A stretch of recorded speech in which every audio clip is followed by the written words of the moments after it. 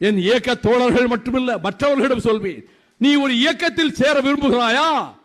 எங்கள் மறுமலர்ச்சி திமுகவிலே வந்து சேர் என்று நான் கூறவில்லை. நீ ஒரு இயக்கத்தில் சேர வேண்டும் என்றால் மே 17 இயக்கத்திலே போய் சேர். அது லட்சியத்துக்காக இருக்கிற இயக்கம், கொள்கைக்காக இருக்கிற இயக்கம். இந்த தமிழ்நாட்டுக்கு சுதந்திர பூமியாக்க வேண்டும் என்ற துடிப்பு கொண்டிருக்கிற இயக்கம். அதை வழிநடத்துகின்ற தலைவன் எளிமையானவன், யோகியன், நேர்மையானவன், நாணயமானவன், சிறைக்கு அஞ்சாதவன்.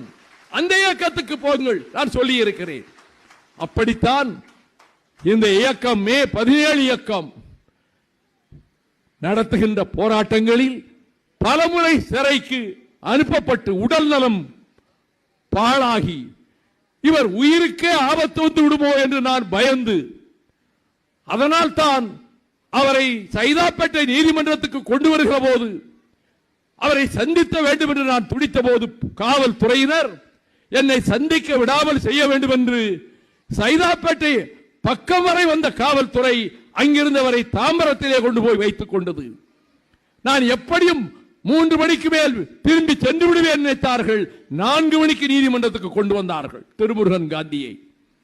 நான் காத்திருந்து அவருக்கு உடல் நலத்தை பற்றிய கவலையை தான் பகிர்ந்து கொண்டேன்.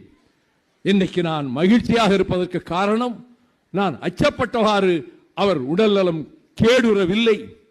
அவர் இளைஞர்களிடத்திலே அவர் தன்னலமற்றவராக இருப்பதனால் நீதிமன்றத்தில் அவரும் நானும் குற்றவாளிகளாக நிறுத்தப்பட்டோம்.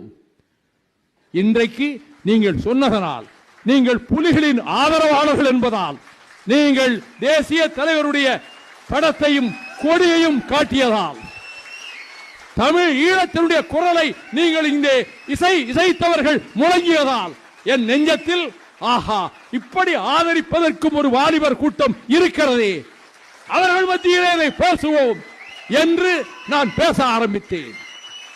சுதந்திர தமிழ் ஈழத்திற்கு உங்களை போன்ற இளைஞர்கள், இளம் நங்கைகள் தேவை. உங்களை போன்றவர்கள் ஆயிரக்கணக்கிலே தேவை.